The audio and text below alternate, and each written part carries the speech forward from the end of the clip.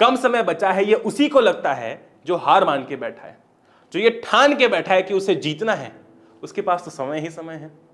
Hello everyone, कैसे सभी लोग? उम्मीद करता हूं सभी लोग बहुत अच्छे होंगे। Welcome back, this is your Atharva भैया and board exams are just round the corner. कुछ ही दिन बचे हैं, ऐसे एग्जाम्स आ जाएंगे पता भी नहीं चलेगा, लेकिन प्रैक्टिकल्स के चक्रव्यूह में, प्री बोर्ड के चक्रव्यूह में फंसे हुए हैं कि हमारे पास कुछ 30-35 दिन ही बचते हैं हमारी बोर्ड एग्जाम्स के लिए, और इसी चक्कर में आप लोगों का कॉन्फिडेंस यहाँ से यहाँ पहुँच गया। भैया मेरा गोल तो 95% का था, लेकिन जितना सिलेबस मेरा बचा है, जैसी मेरी प्रिपरेशन चल रही है, उसको देखकर तो मुझे यही लगता है कि मेरे अच्छे नंबर नहीं आने वाले। भैया मुझे चाहिए था, मेरा गोल था साल के स्टार्टिंग से कि नहीं बोर्ड एग्जाम्स में अच्छे नंबर लाने हैं, लेकिन अब वो गोल पूरा होते हुए नहीं दिख रहा है। सिलेबस मेरा कंप्लीट नहीं है, चीज़ें मुझे याद नहीं रही, पढ़ाई मुझसे हो नहीं रही, और इसके चक्कर में मुझे नहीं लगता कि मैं अच्छे नंबर ला पाऊंगा। और मैक्सिमम बच्चों की अभी यही कंडीशन है। इन शॉर्ट सभी बच्चों को ये लग रहा है कि अब समय जा चुका है, अब समय नहीं है, और अब उनके अच्छे नंबर नहीं आ सकते। अगर मैं तुमको बोलूं कि तुम अगले 30 दिनों में 90 से 95% फोड़ सकते हो, तो तुम्हें बिल्कुल रियलिस्टिक नहीं लगेगा। तुम बोलोगे भैया मजाक कर रहे हो। तो इतिहास गवाह है कि ये मजाक नहीं, हकीकत है।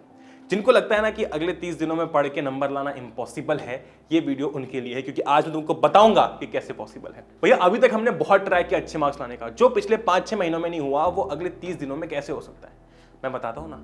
अगले 30 दिनों में हम वो चीजें करेंगे जो हमने पिछले 5-6 महीनों में नहीं की, और तुम खुद अपना रिजल्ट देख के शॉक हो जाओगे, गारंटी है। इसी के साथ मैं आपको बता दूं कि मैं ना इंस्टाग्राम पर रोज एक बहुत बढ़िया रील अपलोड कर रहा हूं, ठीक है। ये एजुकेशनल रील है, लेकिन वो बिल्कुल ऐसे सराउंडेड बाय कॉमेडी है, ठीक है। तो एक कॉन्सेप्ट मैं एक रील में एक्सप्लेन करता हूं, आप देख भी सकते हो, ठीक है। इंस्टाग्राम पर बहुत शानदार तरीके से मैंने एक कॉन्सेप्ट उठा के आपको एक्सप्लेन करना चालू किया है।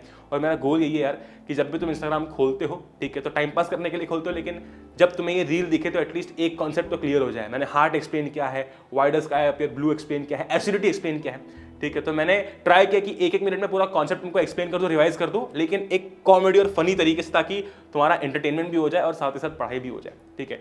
मैंने यार ये डेली अपलोड करना स्टार्ट किया है, तो मैं चाहता हूं कि तुम जाओ फॉलो करो और डेली बेसिस पर एक ना एक रील ये देखो, ताकि कॉन्सेप्ट हमेशा याद रहे।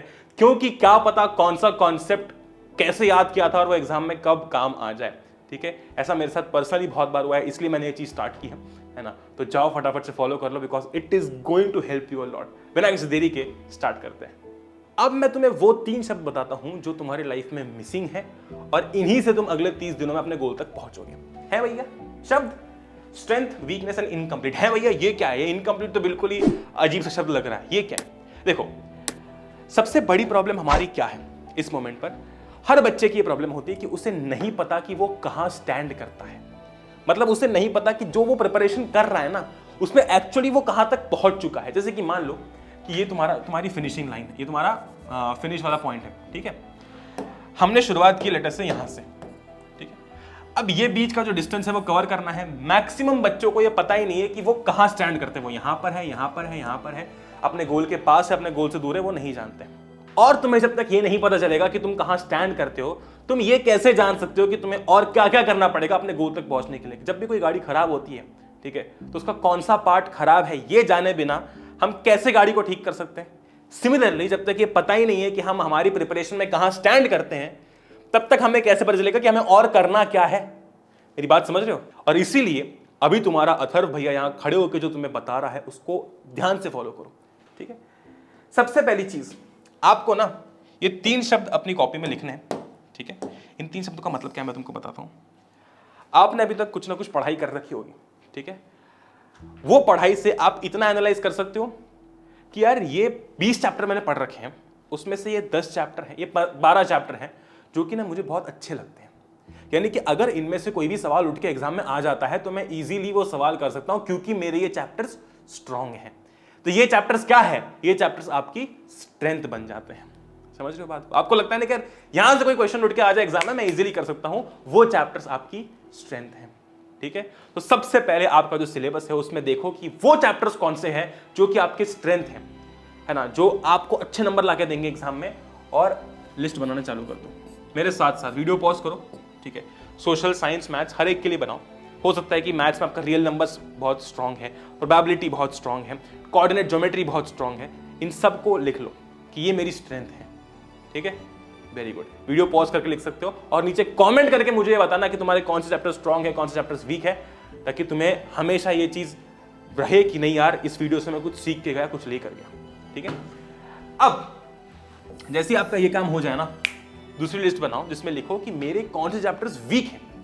वीक का मतलब क्या है कि यार ये वो चैप्टर्स है जो मैंने पढ़ लिए, लेकिन ना ऐसे सवाल मेरे से नहीं बनते, एग्जाम में अगर ये आ जाते मेरी फट जाती है, डर लगता है मेरे को कि यार कैसे करूंगा, ये सवाल टफ लगते हैं। वो सारे चैप्टर्स आपकी वीकनेस में आएंगे, क्योंकि ये आपकी वीकनेस है ना। यहां पर आपको काम करना है, ये वो जगह है जहां हमें ज्यादा काम करना है। ठीक है, तो वो सारे चैप्टर्स यहां लिखो। नेशनलिज्म इन यूरोप यहां पर हो सकता है, ट्रायंगल्स हो सकता है, ठीक है, इलेक्ट्रिसिटी हो सकता है। जो चैप्टर आपको वीक लगते हैं वो सारे यहां पर आएंगे। क्लियर है बात?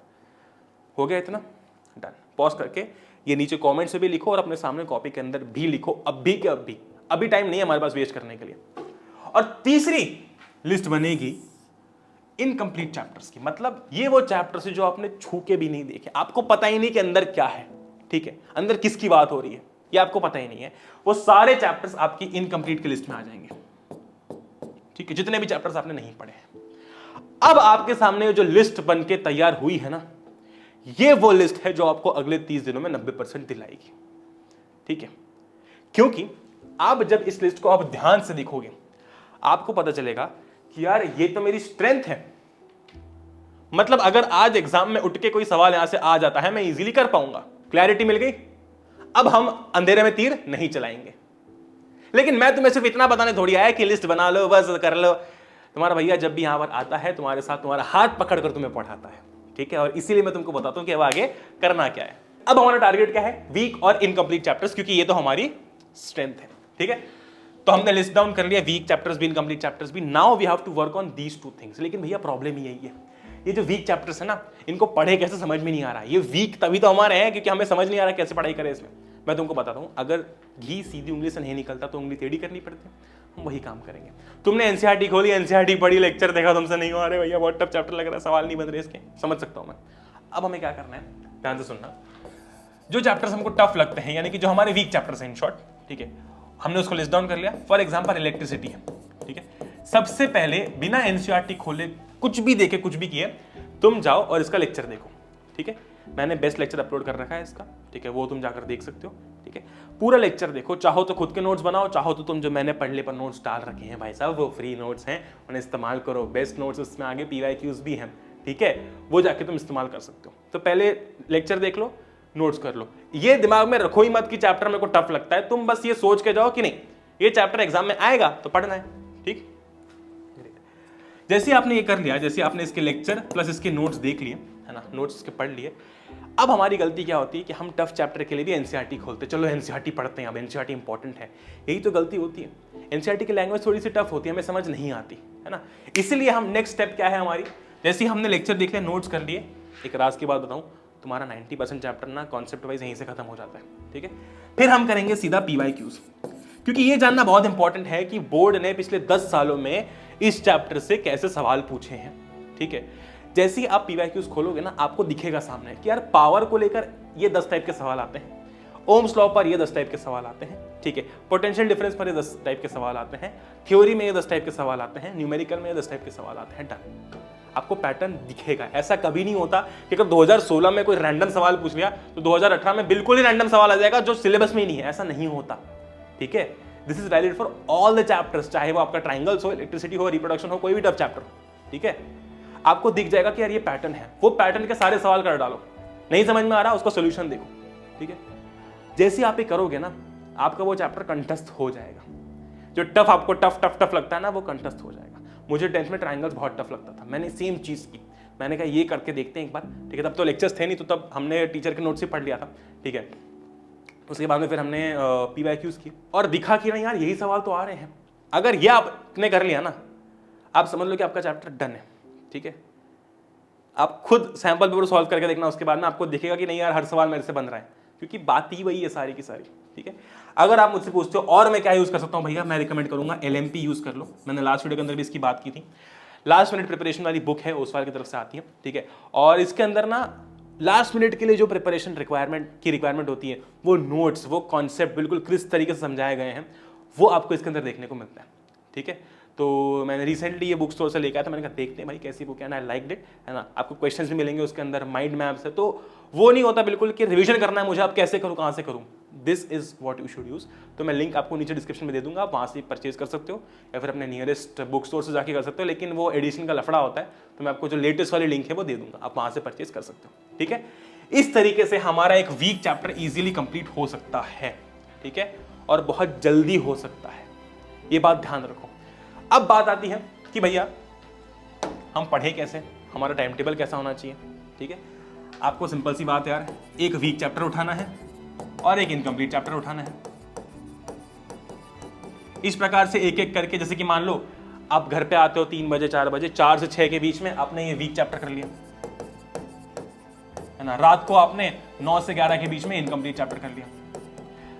मैनेज तुम्हारे टाइम स्लॉट के हिसाब से तुम कभी भी कर सकते हो, लेकिन ये ध्यान रखना कि सिर्फ वीक चैप्टर्स के चक्कर में तुम इनकम्प्लीट चैप्टर्स को मिस नहीं कर रहे हो, एंड वाइस वर्सा। वेरिएशन करने के लिए अगर वीक चैप्टर तुम साइंस का कर रहे हो, ठीक है, तो इनकम्प्लीट चैप्टर मैथ्स का कर लो, है ना। और ये तुम डेली बेसिस पर बनाओ, ये प्लान ऐसा मत करो कि 25 दिन का बना लिया, 20 दिन का बना लिया, नहीं, डेली बेसिस पर ये प्लानिंग करो कि यार आज क्या करना है, यानी एक दिन पहले करो कल क्या करना है, ठीक है, अब कल क्या करना है ना। लेकिन ये ध्यान रखना कि मुझे एक वीक चैप्टर और एक इनकम्प्लीट चैप्टर करना है। अगर मान लो कि 10 दिन बाद आपके वीक चैप्टर्स खत्म हो गए, सिर्फ इनकम्प्लीट पे फोकस करो। तुम जहां पर भी स्टैंड करते हो, तुम्हारा सिलेबस 50% हुआ है, तुमको दिख जाएगा कि नहीं भैया मेरा सिलेबस 50% हुआ है, 50% बचा है, आपको उसमें भी क्लियर हो जाएगा कि कौन से मेरे वीक चैप्टर्स और कौन से इनकम्प्लीट चैप्टर्स हैं, ठीक है। उन पर फोकस मुझे अब करना है, ठीक है। जो 20% पर बैठा है उसके लिए तो भाई ये तरीका बहुत अच्छा है ना, इसमें ज्यादा टाइम भी नहीं लगाना पड़ रहा है और आउटपुट मैक्सिमम आ रहा है, ठीक है। मैं तुमको एक चीज बता दूं कि सबसे पहला गोल हमारा ये होना चाहिए कि हमारा सिलेबस जो है वो क्वालिटी वाला कंप्लीट हो, यानी कि ऐसा ना हो कि बस पढ़ने के लिए हम पढ़ रहे हैं, क्वालिटी वाला हो। आप मिनिमम इनपुट डालो, मैक्सिमम आउटपुट आए, ठीक है। हमको पता है कि यार इलेक्ट्रिसिटी में से ये 4 टॉपिक में से सवाल आते हैं, पहले वो 4 टॉपिक क्लियर कर लो, उसके बाद आगे बढ़ो, ठीक है।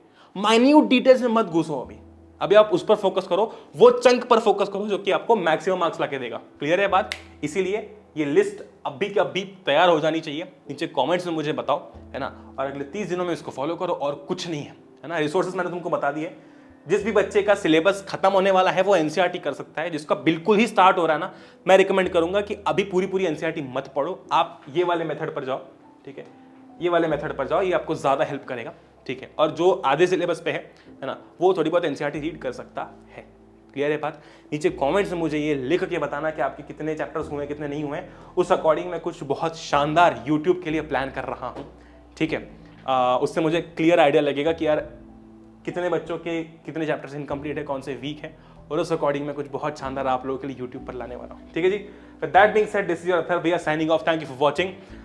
फुल जोश के साथ लग जाओ, अब आपके पास क्लैरिटी है कि यार मुझे ये चैप्टर्स करने हैं, ये तरीके से करने हैं, डन।